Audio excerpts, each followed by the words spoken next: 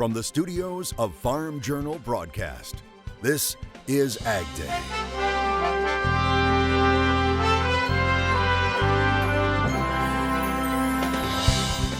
Coming up today on AgDay. Honestly, I didn't even know that people ate cranberries. A fresh perspective on Thanksgiving from people experiencing it for the first time. It's been a rough year for sugar beet producers. You can't pile the beets if they're frozen. Hear about one producer's wild season.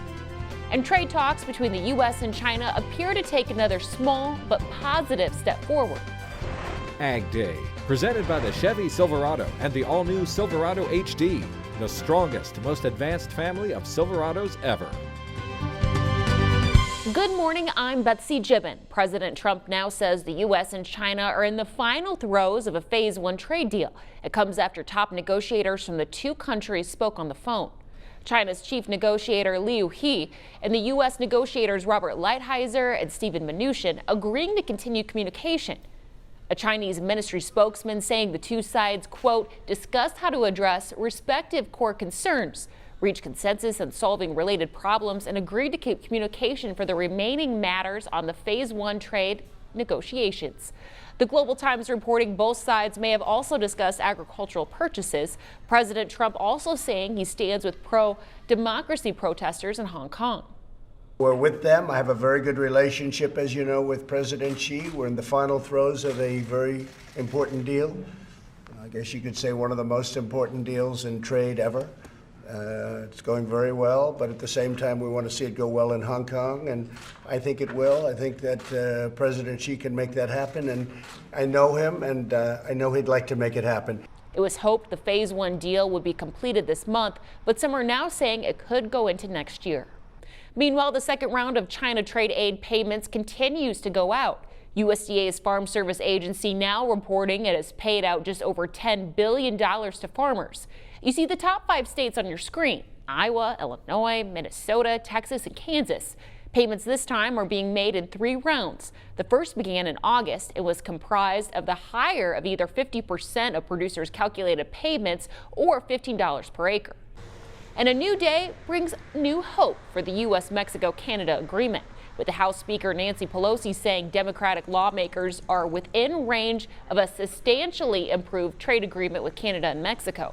But she says they need to see progress from negotiations put in writing from U.S. Trade Representative Robert Lighthizer for final review. Pelosi has insisted on changes to the agreement that Democrats believe will do more to protect workers and the environment and to make sure the deal's provisions can be enforced. President Trump has harshly criticized Pelosi over the delay. Farmers in Germany doing something dramatic in protest over their government's ag policies. Take a look. Thousands of farmers descending on Berlin, blocking traffic in the capital with their tractors. The farmers claiming new environmental limits being planned are overly restrictive and say the government is making it impossible for domestic agriculture to compete against imports. German Chancellor Angela Merkel's cabinet in September decided on a series of proposals, including tighter restrictions on the use of pesticides and herbicides to protect insects and on fertilizers to protect groundwater. Back here at home, despite cold, snow, and rain, farmers continue to press on with Harvest 2019. USDA now saying 84% of the corn crop in 18 states surveyed is harvested. Usually by now, we're almost done. It's a much better story involving soybeans with 94% harvested. Usually it's 97%. Rain and snow also causing big problems for this year's sugar beet harvest, making things particularly difficult in Minnesota and North Dakota. The latest WASDE report saying sugar production was projected to decline by 572,000 tons raw value from the previous month. Jake Putnam from Idaho Farm Bureau surveys the crop in that state. 2019 beet crop was a roller coaster ride all season. Cold, wet weather delayed planting, but when the sun came out, they planted in just a 5-day window in April. So a few acres got planted, and they did well. That's Galen Lee of New Plymouth, who not only farms, but is the president of the Nissa-Nampa Beet Growers Association and past president of the American Sugar Beet Growers Association. Start out with harvest, things are going really good. Then the October forecast came, and some places had single digits or maybe even a little lower in some places, middle end of October. So that was a real challenge. You can't pile the beets if they're frozen, so we had to let them sit out in the field. Harvest was suspended on this side of the state for 5 days, for a week or a little better on the eastern side of the state. Then once the beets thawed out and weather warmed up a little bit to where we could store them, we started harvest again, but the tops had been froze down so bad that they were really, really hard to defoliate. We had a real challenge trying to get those off. Have to go over a couple times with the defoliator or really slow down or whatever you had to do to make it happen, but we did. Got the crop in, so pretty much all the beets were harvested here. And while Idaho growers barely squeaked by, other parts of the country were not so lucky. And across the country, there's about 170,000 acres that aren't going to be harvested this year. That's about the size of Amalgamated's total growing acreage. And to put it in further perspective, that's the same as a mile-wide strip from Pocatello to Boise. So that many acres of beets are going to be left in the ground this year across the country. So we were fortunate. We got ours out. Had a little bit of a delay, a few challenges, but not like other people have had. Mexico, under agreement, will make up sugar supply shortfalls. Market prices will be up from last year, and despite a late start, the quality of the 2019 crop is still good. Yields were right about average, so it wasn't record-breaking, but we hit about average. Like I say, the beets kind of made up for some lost time in the summer, and off we went. So yields were average, so we were happy with that. Could have been worse. Preliminary numbers show that yields are average, 39 tons per acre. But sugar content is good to excellent, 16 to 17%. And this year's crop should top 177,000 acres in a season of highs and lows. For the Voice of Idaho Agriculture, I'm Jake Putney. Work continues on the farm right now from sunup to sundown and sometimes well after that. But it's not without some beautiful moments, as meteorologist Cindy Clausen shows us in today's crop comments. Well, Betsy, we're seeing some spectacular late fall sunsets right now. Check out this amazing photo shared with us by Daniel Sell of Perryton, Texas. That's in the Texas Panhandle. Just a beautiful sky off in the distance as far as the eye can see, and the terrain in the foreground is pretty nice as well. We'll take a look at your national forecast coming up in just a few minutes. Betsy? Still ahead, African swine fever has yet to hit America's shores, yet farmers here are still being impacted by it. We take a closer look in today's analysis. And later, sharing the spirit of Thanksgiving with other people from around the world.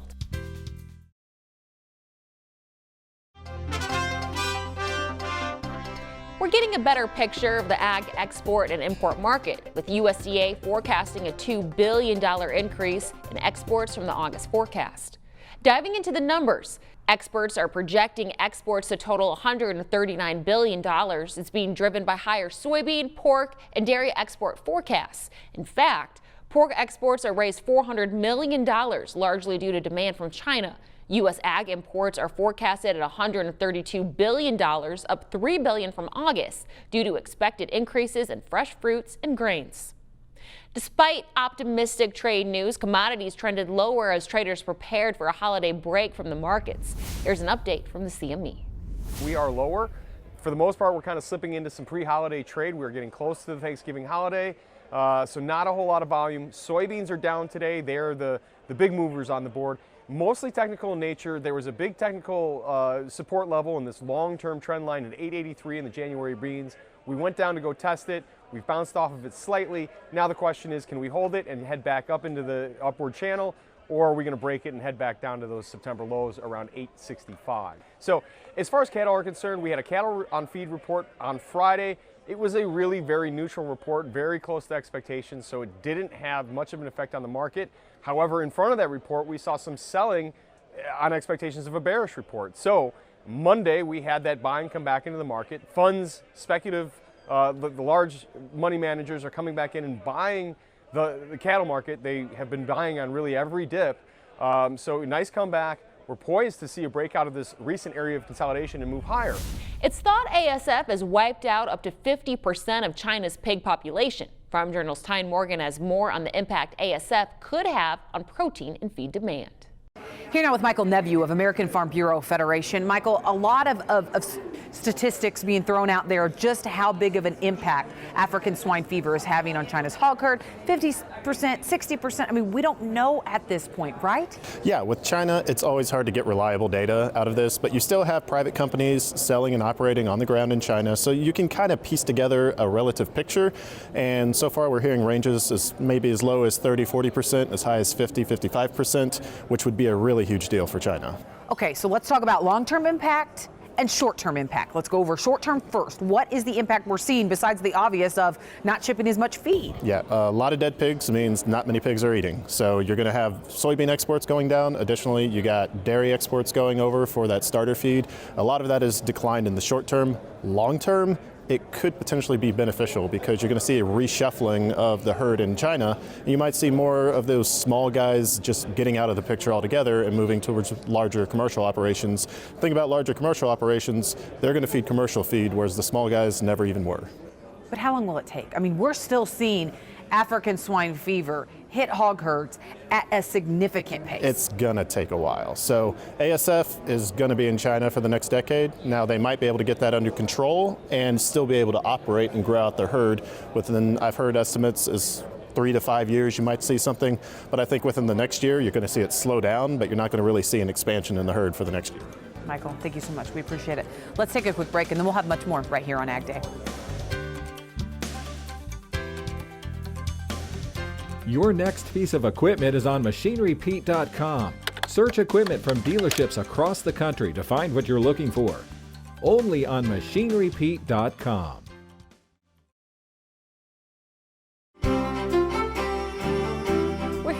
Meteorologist Cindy Clausen. Cindy, looking at the map, Thanksgiving, it looks like it's pretty busy on the map and not in a good way. Oh, definitely not in a good way. We have a couple of pretty strong storm systems that are going to be bringing rain, snow, and some very strong winds to parts of the country. Let's take a look. And this map may look a little messier than normal. That's because I left the isobars on those lines of equal pressure. And I did that because they tell a big story. When you have those lines that are much closer together, that's when you have very windy conditions. And that's what we're going to be seeing in the upper Midwest into the Great Lakes today, and then over into the Northeast as we get into tomorrow as that low pressure system moves off to the east. We also will be experiencing very windy conditions out west with this system, rain and upper elevation snow and very windy conditions. I know that at least in the Great Lakes, we're talking winds potentially 60-mile-per-hour gusts, so that is extremely windy. So let's put this into motion, and yeah, we're going to have some rain, some snow on the north side of this low pressure system that's moving into the Great Lakes. We've got rain and upper elevation snow out in much of the west. And we're going to see some upper level support, bringing some rain and snow into the Four Corners region and eventually into parts of the Plain states as we get into Thursday. At least for today, we're looking at high pressure in much of the nation's midsection, but that moves off to the east and everything comes to an end as far as that snow coming into the plains. So the low moves off into the northeast, still some wraparound moisture bringing some rain and snow. The very windy conditions a little bit closer to the low. That high starts to move into the Great Lakes. And then we've got just a really messy weather pattern in much of the west. So look at all that rain and snow, and that's going to be starting to really pile up, especially over in Kansas, very northern Texas, western Oklahoma, very windy conditions there as well. As we head through our Thanksgiving holiday, we're going to see that rain and snow in the nation's midsection starting to move into parts of the Missouri Valley, the upper Midwest as well. The low pulls off the east coast, so we'll start to see some drying out in the eastern part of the country for Thanksgiving itself. It just may be tough on the folks that are trying to travel on Wednesday to get there. Now, and then as we look in the west, we're still going to see some just messy weather with rain and upper elevation snow as these low pressure areas just don't make a whole lot of movement. All right, let's take a look at that precipitation. This is the past 24 hours, and you can see it's been fairly wet in a lot of the nation's midsection heading into the northeast, and we're going to add a lot more to that in the southwest and into California, much of the west as well. So it's just going to be messy weather over the next couple of days. Past 24 hours, the snow 4 to 8 inches in a lot of the nation's midsection up into Minnesota. And notice we're going to be adding more to that in the Plain states and, of course, especially those higher elevations out into the west. Temperatures are very, very cool for this time of the year, especially in the northwest. We'd have the warmer temperatures really just hanging out in the far southeastern part of the country. Into the overnight we go, and we're going to see those temperatures diving down into the teens in a lot of the areas, even 30s and 40s across much of the south. And then tomorrow we're going to see those high temperatures still only in the 20s for a lot of the west, 30s and maybe some 40s out in the Eastern part of the country, the 50s and 60s down into the south. That's your national forecast. Now let's check on the weather where you live. Apple Valley, California, breezy and cooler. Rain is likely today with a high of 49 degrees. Holland, Michigan, very windy with rain and falling temperatures, a high of 51. But nice in Silver Springs, Florida, high in 78. Some people don't serve just turkey for Thanksgiving. Others like to serve up some ham. Why you could be paying more this year next. AgDay, brought to you by Corvus Corn Herbicide from Bayer. Get an early season win against weeds with Corvus for end of season rewards.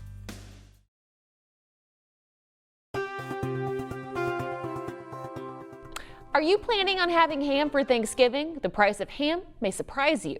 Bloomberg reporting ham prices are rising to levels not seen since 2014, when the pork virus impacted the U.S. herd.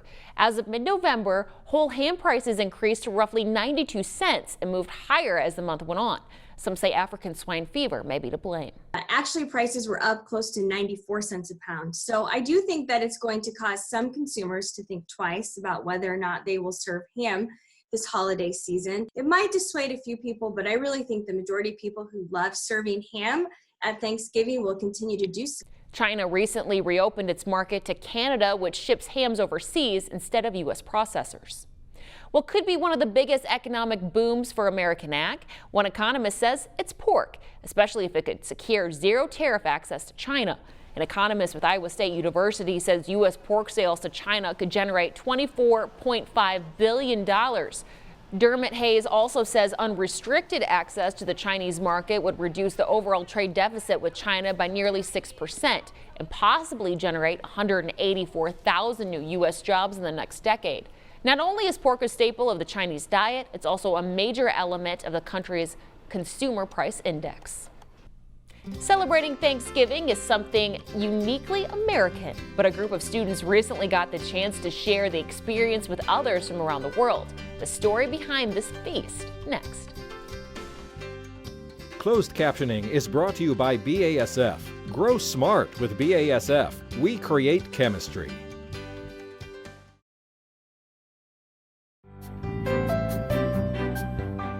Service learning is part of the curriculum for University of Kentucky hospitality management and tourism students. And this year, they had one goal: to plan a Thanksgiving meal for international students. Jeff Franklin reports it gave those students a taste of a unique American holiday. Students in the event planning and coordination class worked to put the finishing touches on this conference room, turning it into a warm, inviting place to share a Thanksgiving meal, complete with the seasonal tablecloths and decorations, including conversation starters to engage the students. They were preparing the room to share a Thanksgiving meal with students from UK's international community. They found some international students. They have no place to go during the holiday, and it's very quiet on campus. They also want to learn more about American culture. And so they come up with this idea and want to do something and serve the community. The students charged $2 per person for the meal, with proceeds going back to the class. The meal was supported by the department's chair, who donated money and strongly believes in experiential learning. Event planning is an important class because a lot of students want to be an event planner, but sometimes they don't really know what it requires them to do when you're planning an event. And so in our department, we believe in experiential learning, which means you go and you actually do it. The meal was served with the traditional Thanksgiving staples of mashed potatoes, macaroni and cheese, and of course turkey, not to mention the desserts at the end of the serving line. Ahmed Hamad, a UK junior originally from Sudan, came to the meal at his roommate's suggestion. He has lived most of his life in Lexington with his family, but only started celebrating Thanksgiving in recent years. It's an American staple, and when you go out of America, it's not necessarily like something that you would see as common, like the mashed potatoes and like the green beans and all that cooked in your all's ways, and honestly, I didn't even know that people ate cranberries. 5 students in this section of the class were responsible for every aspect of the meal, from the planning to the decorations and the food. We went with a Thanksgiving lunch for the international students, kind of get them involved, bring them in, show them a little bit of like an American culture as well, so that way they can all show up and mingle with one another and get to know each other better. From the University of Kentucky College of Agriculture, Food and Environment, I'm Jeff Franklin reporting. Well, that's all the time we have this morning. We're glad you tuned in. For all of us here at Ag Day, I'm Betsy Gibbon. Have a great day.